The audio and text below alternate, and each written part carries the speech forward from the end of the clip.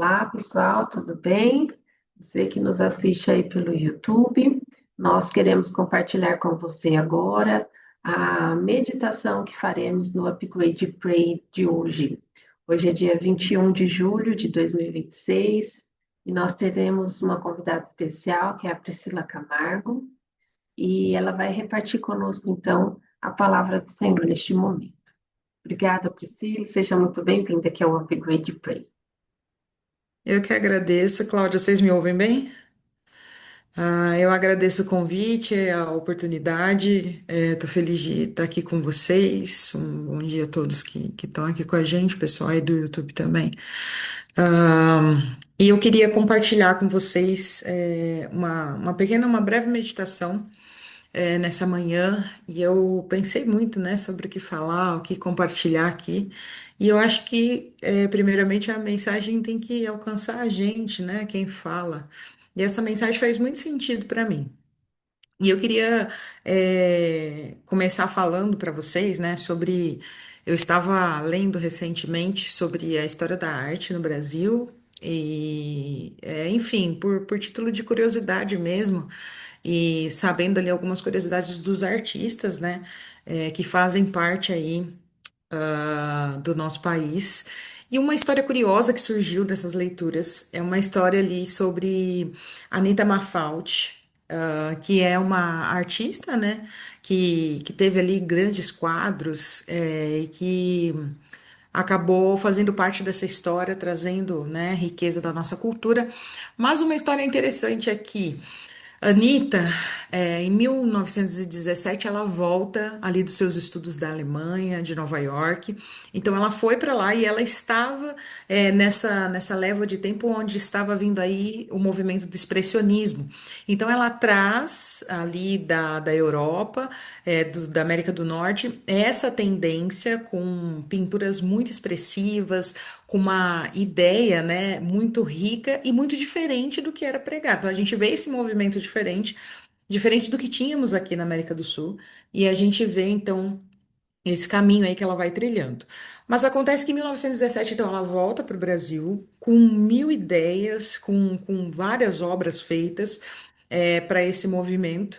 Mas acontece que um pouco depois que ela chega, cheia de ideias, ela tinha ali por volta de 28 anos, quando ela chega no Brasil, ela vai então fazer uma exposição. Ela tinha toda a sua trajetória artística financiada pelo tio, e aí quando ela vai fazer essa exposição, tem ali mais de 53 obras que ela vai expor, e obras ali que vão ser renomadas, conhecidas. Então, depois desse período de exposição, né, ali que teve, foi um evento, foram durante alguns dias, tinha ali obras conhecidas como O Homem Amarelo, A Estudante Russa e várias outras obras que vocês podem pesquisar depois. Mas o interessante é que, naquela época contemporânea com ela, existia ali Monteiro Lobato, que também estava envolvido nessa parte artística, nessa parte ali não só da escrita, mas também das artes como um geral. E Monteiro Lobato, no jornal A Folha de São Paulo, ele vai fazer uma crítica a ela. E nessa crítica, ele vai dizer ali algumas coisas. Então, entre elas, e veja, ele já tem uma história consolidada, ela é uma jovem ainda engrenando na arte, e ele, ao olhar tudo aquilo e ao olhar aquele movimento diferente, aquela forma de se expressar diferente de Anitta, ele vai colocar ali, ele publicou Paranoia ou Mistificação? E ele descreveu as obras como caricaturas, extravagâncias e produtos de uma arte anormal, afirmando que eram fruto de teorias decadentes e mórbidas. E apesar de ser uma crítica, a gente tem uma jovem, uma menina promissora, se desenvolvendo sua carreira, e a gente, apesar de entender que era uma crítica, ele não critica a ponto de perguntar: será que é esse movimento? Ou será que essa é uma tendência? Ele parte do seu conhecimento, da sua realidade de mundo e joga as palavras, né? E as palavras, elas têm muito poder. E acontece que depois dessa crítica, ela reverberou muito, repercutiu. Ele era uma pessoa vista, uma pessoa conhecida, e isso reverbera, gera ali um tumulto. Só que acontece que o impacto maior, a despeito do que possa ter causado ali nas pessoas, essa leitura dele da exposição de Anitta, na verdade, essas palavras vão ter um impacto devastador na vida de Anitta. E ela entra num processo depressivo. Então, ela não consegue se defender daquilo, ela internaliza aquelas palavras, né, ela entende essa crítica direto para ela e ela vai se afundar em depressão, que a história fala que cerca ali de 2 anos ela passou reclusa, sem conseguir, enfim, desenvolver a sua arte, e ela perde o apoio financeiro do seu tio. E a artista ali que havia chegado cheia de confiança, cheia de ideias, ela acaba desaparecendo. E aí a gente percebe que ela vai se apagando, apesar de os colegas ali, a gente tem Mário de Andrade, Oswaldo de Andrade, a gente tem Tarsila do Amaral, que ainda acreditam na sua obra, e lá na Semana da Arte Moderna de 1922, eles vão incentivar que ela participe, e ela de fato ainda vai participar ali da semana, mas havia algo que nem os amigos mais conseguiam devolver para a Anitta, que era a ousadia que ela tinha de fazer o seu trabalho, de fazer a sua arte. Muitos historiadores observam que depois, mesmo quando ela voltou a pintar, era algo muito diferente, e muito apático daquela Anitta ousada, que estava ali, com seus conhecimentos. Então ela abandona tudo aquilo. E ela perdeu, então ela vai perdendo o espaço ao longo dos anos e a sua pintura vai se tornar mais contida, tanto que no fim da carreira ela pinta ali cenários de paisagem, de coisa bem básica, nada parecida com aquela outra Anitta que a gente tinha, né? E a gente nunca vai saber se as obras dela teriam um efeito diferente, se lá em 1917, se esse ano tivesse sido diferente, se as críticas tivessem sido diferentes, né? Mas ah, alguns historiadores enxergam que naquela crítica ela não apenas, né, enxergaram naquela crítica não apenas a rejeição e a exposição, né, foi muito além disso, né, vem ali o silenciamento de uma artista que poderia ser ali uma das mais ousadas do Brasil, né. Mas por que que eu quis usar e porque eu lembrei dessa história? A gente vê nessa história o poder das palavras. Talvez essa não fosse a intenção de Monteiro Lobato, mas a gente vê a mudança, de perspectiva, de vida, de leitura de si, a partir de uma inferência, a partir do dito de uma pessoa. E a gente vai refletir. E aí eu penso em Cristo Jesus. E quando a gente vai para a palavra e quando a gente vai pensar sobre o poder das nossas palavras, a gente vê através do Evangelho o poder da palavra de Cristo. Cristo é a palavra. E ele fala tanta coisa que preenche a gente. Ele fala tanta coisa que faz sentido para a nossa vida. Ele fala tanta coisa que traz vida, que traz esperança, né? Ouvindo ali a oração da Cláudia, pensando, poxa, a gente não merece, a gente é incapaz, mas Deus, obrigado, porque a sua graça nos alcança. Então, quando a gente olha para Cristo, a gente vê esperança, a gente vê palavra que constrói, palavra que motiva, palavra que traz ânimo. Diferente das palavras que muitas vezes somos nós os que pronunciamos, né? Palavras ali que vão colocar as pessoas para baixo, que vão trazer desmotivação. E quando a gente vai para a Bíblia, tem uma história, inclusive tá ali um pouquinho mais contada no livro Como Jesus Tratava as Pessoas, né, de Morris Wendell. Ele trabalhou um tempo, é um grande pregador nos Estados Unidos, trabalhou um tempo com a Voz da Profecia, também escreveu aquele livro 95 Tese de Justificação pela Fé. E nesse livro aqui, ele fala, né, num dos trechos aqui, como Jesus tratava as pessoas, como Jesus tratava os caídos. E traz uma história que eu gosto muito e que fala também sobre o poder da palavra, que é a história de Maria Madalena e Simão, seu tio. Naquela noite fatídica, quando Maria invade o jantar ali e vai quebrar o perfume aos pés de Jesus e vai lavar ali os seus pés. E quando a gente vê essa história, ela está relatada lá em Lucas 7. Eu queria ler uma parte dessa história com vocês e depois tirar ali alguns aprendizados. Em Lucas 7, a partir do verso 36, diz assim: convidado por um dos fariseus para jantar, Jesus foi à casa dele e reclinou-se à mesa. Ao saber que Jesus estava comendo na casa do fariseu, certa mulher daquela cidade, uma pecadora, trouxe um frasco de alabastro com perfume e se colocou atrás de Jesus a seus pés. Chorando, começou a molhar-lhes os pés com suas lágrimas. Depois os enxugou com seus cabelos, beijou-os e os ungiu com perfume. Ao ver isso, o fariseu que havia convidado disse a si mesmo: se este homem ele fosse profeta, ele saberia quem nele está tocando e que tipo de mulher ela é, uma pecadora. E no verso 40 diz: então lhe disse Jesus: Simão, eu tenho algo a lhe dizer. Diz, mestre, disse ele. Dois homens deviam a certo credor. Um lhe devia 500 denários e o outro 50. Nenhum dos dois tinha com que lhe pagar, por isso perdoou a dívida de ambos. Qual deles amará mais? E Simão respondeu: suponho aquele que foi perdoado a dívida maior, né? E você julgou bem, disse Jesus. E em seguida virou-se para a mulher e disse a Simão: vê esta mulher? Entrei na sua casa, mas você não me deu água para lavar os pés. Ela, porém, molhou os meus pés com suas lágrimas, os enxugou com seus cabelos. Você não me saudou com um beijo, mas essa mulher, desde que entrei aqui, não parou de beijar os meus pés. Você não ungiu a minha cabeça com óleo, mas ela derramou perfume aos meus pés. Portanto, eu lhe digo: os muitos pecados dela lhe foram perdoados, pois ela amou muito. Mas aquele a quem pouco foi perdoado, pouco ama. Então Jesus disse a ela: seus pecados estão perdoados. Que os outros convidados ali começaram a perguntar, né, quem é esse? E aí ele diz àquela mulher: sua fé a salvou, vá em paz. E o que é impressionante aí nessa história e que a gente vê naquele momento, e a gente, aqui Maurice Vendel no livro Como Jesus Tratava as Pessoas, ele faz a ligação das histórias, né? A mesma Maria Madalena, a mesma Maria irmã de Lázaro e de Marta, a mesma Maria também sobrinha de Simão, que é este mesmo aqui, que faz esse movimento e faz esse jantar.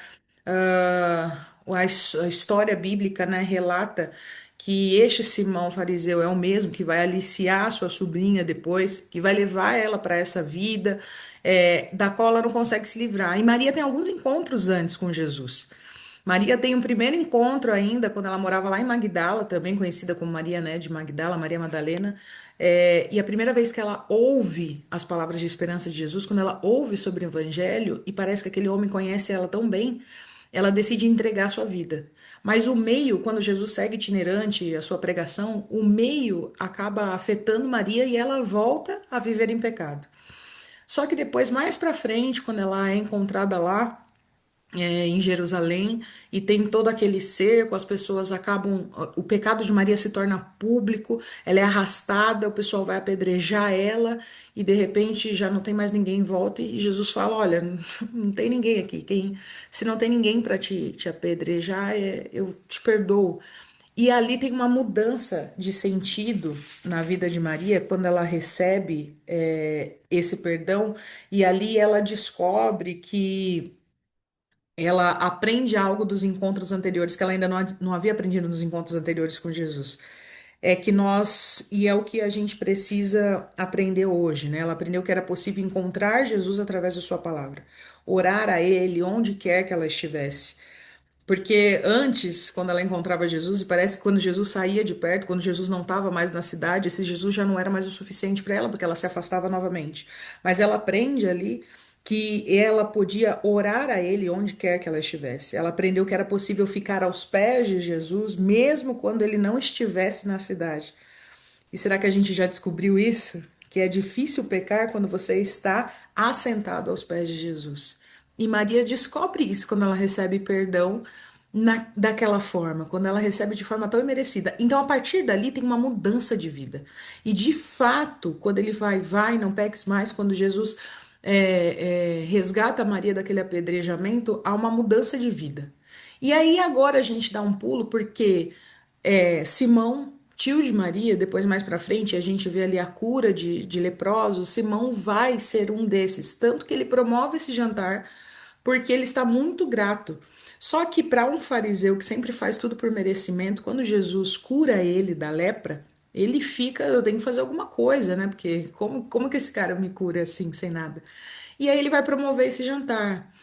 Mas acontece que quando ela aparece, e quando ali a gente vê nos textos bíblicos ele falando, se esse cara realmente fosse o Cristo, ele saberia quem essa mulher é. Então a gente percebe que, na verdade, apesar da cura física, Simão ainda não tinha se restaurado. Jesus ainda precisava alcançar aquele coração. E é isso que acontece.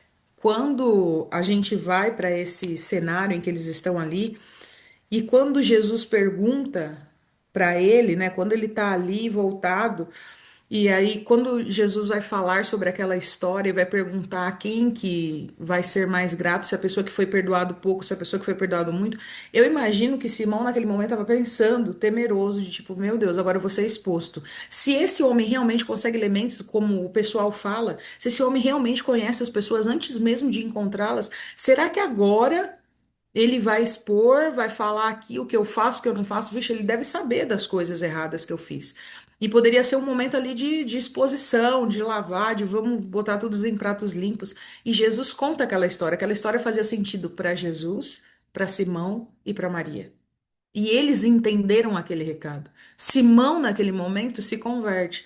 Veja que Jesus não expõe, que Jesus não afasta, que a palavra dele, apesar de ser firme, apesar de trazer uma verdade e constranger ao arrependimento, é uma palavra que traz vida, que traz esperança. Ele não rejeita Maria e vai dizer assim: Poxa, Maria, não é o momento, né? Ó, aqui, ó, tô uma reunião aqui, só estão aqui os homens da sociedade, não é o momento para isso. Acho que foi importuno essa sua situação. Ele não rejeita. Ele atende, ele vê a sinceridade do coração de Maria. E ao mesmo tempo, para aquele outro, que você podia falar assim, pô, mas você é o suco da hipocrisia, né, Simão? O que que você está falando dela aqui? Você também é outro. Mas não é assim que Jesus trata. Jesus não age dessa forma. As palavras dele acolhem, trazem um constrangimento, mas sem expor, e acaba ali alcançando de fato o coração. Jesus conta aquela história, ninguém compreende, somente eles ali. E Simão, ele foi subjugado pelo amor e compaixão de um homem que podia tê-lo exposto por aquilo que ele realmente era. Mas em vez disso, ele disfarçou sua mensagem com uma parábola e protegeu Simão de seus amigos. O coração de Simão ali foi quebrantado, ele descobriu tudo o que Jesus tinha feito por ele e que ele jamais podia retribuir. Ele entende que não tem como pagar o que Jesus faz, né? Faz e fez por nós. Simão aceitou a Jesus como mestre, salvador e senhor.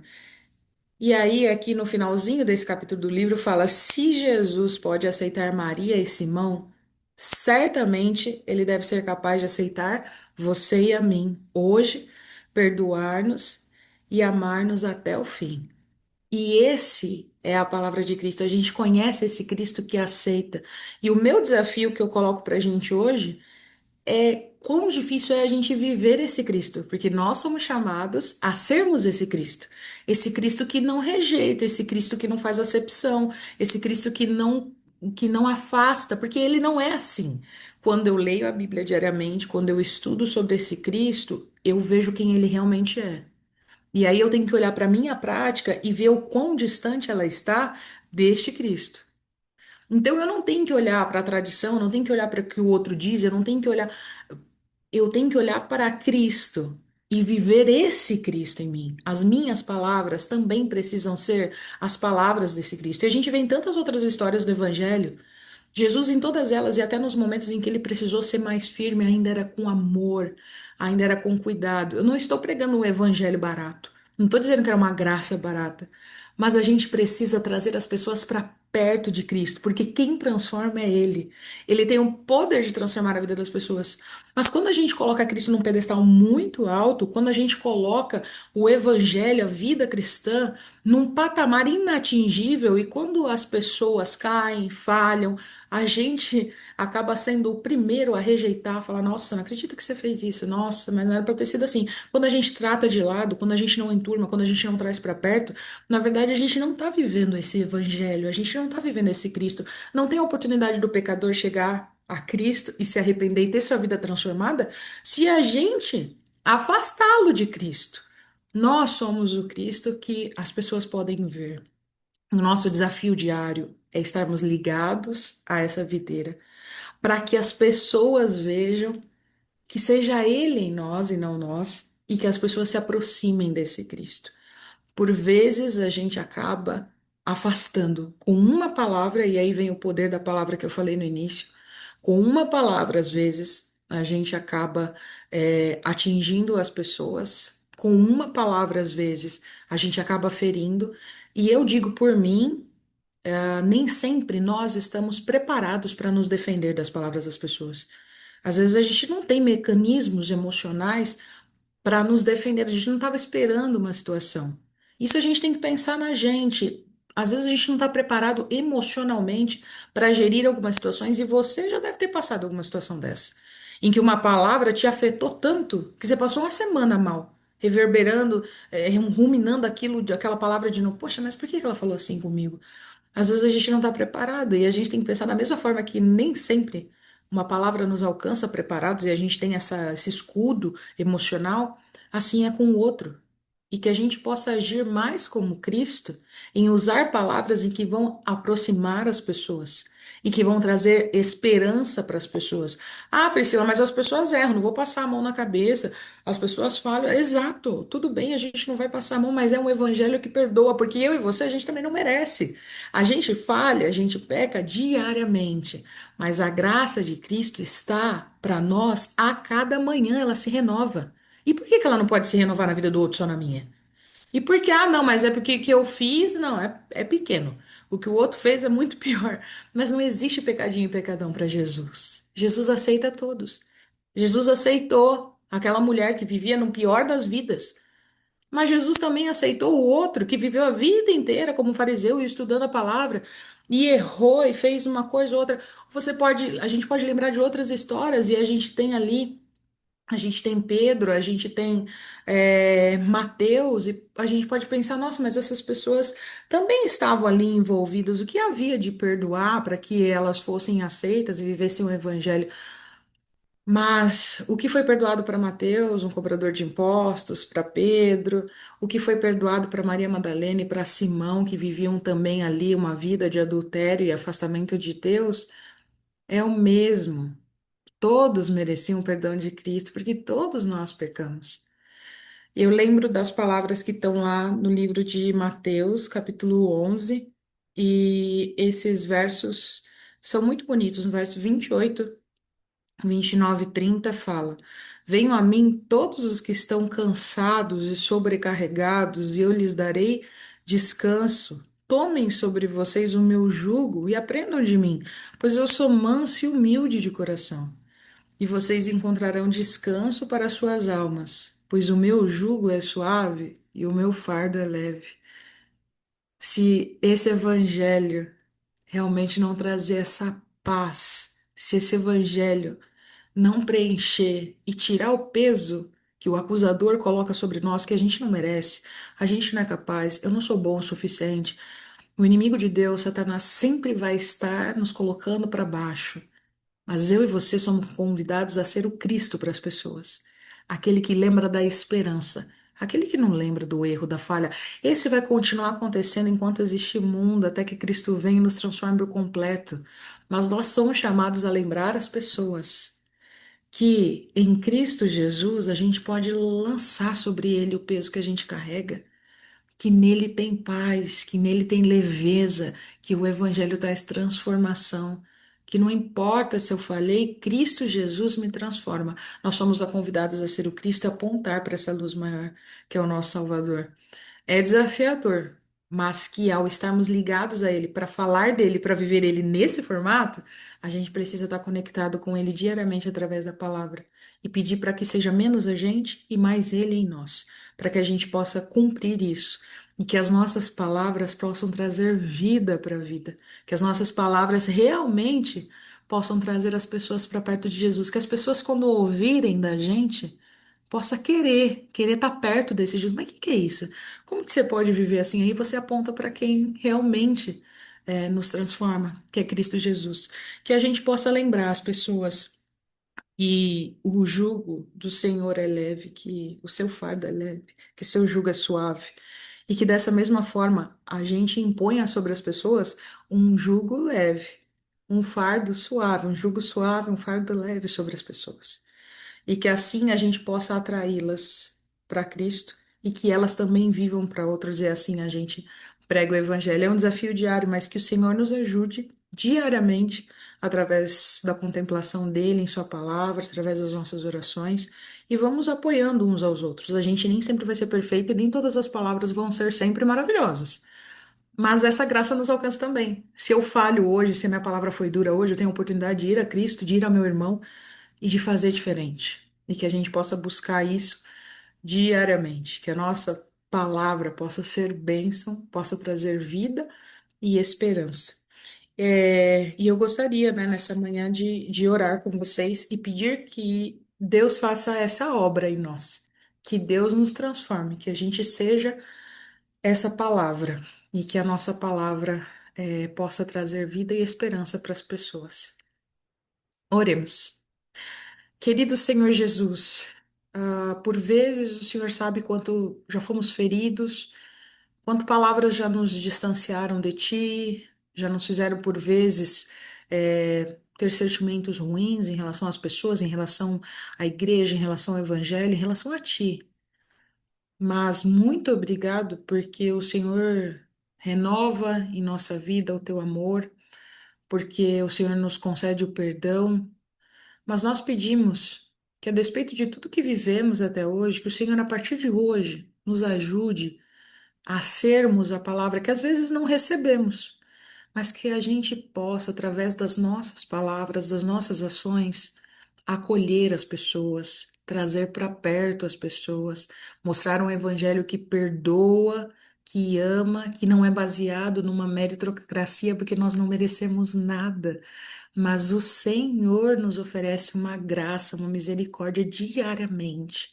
E que isso que a gente recebe, que é tão bom, a gente também possa ofertar ao nosso irmão. Que ele se sinta amado, que ele se sinta acolhido, que ele sinta que ele tem uma nova oportunidade de começar a cada dia. Que o Senhor nos ajude a sermos essa palavra de bênção, essa palavra que traz para perto de Cristo, para que Cristo faça a boa obra em nós. Que o Senhor também nos ajude a olharmos sempre para Ti, que diariamente, quando estudarmos a palavra, o Senhor nos mostre como o Senhor faria, para que a gente consiga viver. Mas isso a gente não vive pelos nossos esforços. Que o Seu Espírito Santo faça essa obra em nós, que o nosso eu diminua, que o Senhor cresça em nós, em que o Seu nome seja glorificado através do que o Seu Santo Espírito fizer em nossa vida. Que a Ti seja honra e glória daquilo de tudo o que falarmos e o que fizermos que honre a Ti. A glória é sempre Tua, Pai. Que o Senhor, por favor, esteja nos ajudando diariamente nessa luta em diminuir o eu, em vivermos o Senhor diariamente, nessa luta em trazer os Seus filhos para perto, em nos tornarmos uma comunidade que se fortalece, que se apoia. Senhor, nos ajude nessa luta diária, que a voz do inimigo que nos acusa diminua e que nós possamos lembrar das palavras de afirmação, das palavras de esperança, das palavras de salvação que o Senhor nos oferta diariamente. Esse evangelho é para gente, não é para quem merece, é para quem precisa, para o pecador, e esse somos nós, e nós somos infinitamente gratos por isso. Que o Senhor nos abençoe hoje e sempre, que o Senhor guarde essa mensagem no nosso coração e que nós possamos viver esse evangelho para as pessoas de forma que elas queiram estar perto de ti e queiram estar perto dos seus irmãos em fé. É isso que eu te peço e desde já te agradeço. Em nome de Jesus. Amém. Obrigada, Priscila, pela mensagem de hoje. Que bênção de mensagem. Que Deus continue te capacitando para levar a mensagem dele a muitas outras pessoas. Muito obrigada pela participação. E você que assiste essa gravação pelo YouTube, deixa seu like, coloca aqui nos comentários o que você achou. Se você tem algum pedido de oração, pode colocar para a gente estar orando por você também.